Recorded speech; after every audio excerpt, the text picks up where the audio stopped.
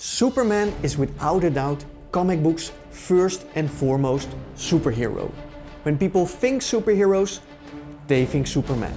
Today we are discussing the history of Superman, how the character was created and how he developed over time.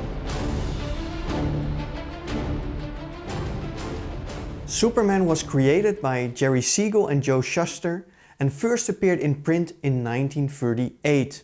And Superman tells the story of an orphan, a kid, who was sent to Earth by his parents from a different planet to escape a planetary holocaust. Arriving on Earth, Superman discovers that he has supreme powers and decides to use them for good.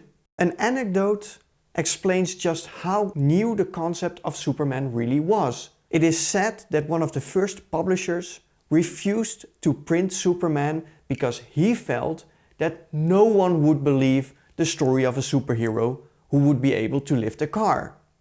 Also, initially Superman could not fly, he could simply jump very high. And in the 1930s there was another difficulty with Superman, because in the 1930s the term Superman was associated with Nietsche, who had used the term Superman in his philosophical writings.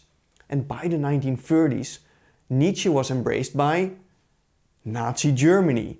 So even the term Superman was rather controversial at the time. Of course, in 1938, neither the idea of comic books nor the issue of superheroes was very new. The idea of telling a story through a sequence of images was ages old. There are 17th century manuals on how to load a musket, and there is the 11th century Tapestry of Bayeux that tells, through a sequence of images, the story of the Battle of Hastings. But comic books, as we know them now, are newer. Around the turn of the 19th century, newspapers started to print comic strips, and a bit later they started to print Sunday editions with full-color comic strips. By the 1920s, other publishers started to print anthologies of these newspaper strips, and that is the comic book magazine as we know it now. By the 1930s, comics really came to its own with the presentation of the first issue of Superman in 1938. Also, the concept of superheroes was not very new. There had been Hercules and Odysseus and fables and fairy tales. But telling the story of this type of superhero in this type of format, Superman, in a comic book magazine, that was very new. What explains Superman's popularity? Well, most people know Superman as a Boy Scout, an eternal do-gooder, with no character flaws to really speak of, and with a very predictable code of conduct. Superman is a rather predictable and not very engaging character. However, in the beginning, Superman was a bit of a rebel. So in the very first Superman stories, there was one story of Superman destroying an American slum in order to force the government to build better housing. And in another story, Superman destroys a car factory that in its drive for profit had created such crappy cars that they caused fatalities. This Superman was a bit of an anarchist with a direct action approach to social evils. Well, that Superman would not be in action for a very long time. As Superman grew ever more popular, both publisher and authorities gained a stake in making Superman ever more meek and law-abiding. So, the publisher installed a guidance council of child psychiatrists that would oversee the creation of Superman's stories. And in 1940 it was established that Superman would not ever destroy any private property. And with that, Superman became the ultimate American hero fighting for truth, justice and the American way. And his popularity grew. In 1943, the US Army bought and distributed over 100,000 Superman comic books a month to be shipped overseas to American GIs. And by 1945, superhero comics were selling over 80 million comics a week in the US alone.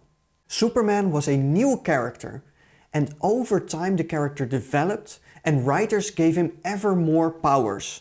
So in the beginning, Superman could jump very high, and that later turned into flying.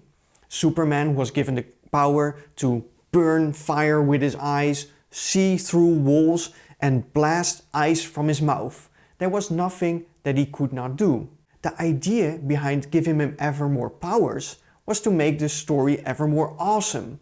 But in reality, Superman comics grew ever more weak. What kind of stories can you still tell about a character who cannot be beaten? This is illustrated above all by the 1978 motion picture Superman with Christopher Reeve. At the end of the film, in order to save his lady friend Lois Lane, Superman decides to fly circles around the Earth so quickly that time would go in reverse and Superman could turn back time and save his lady friend.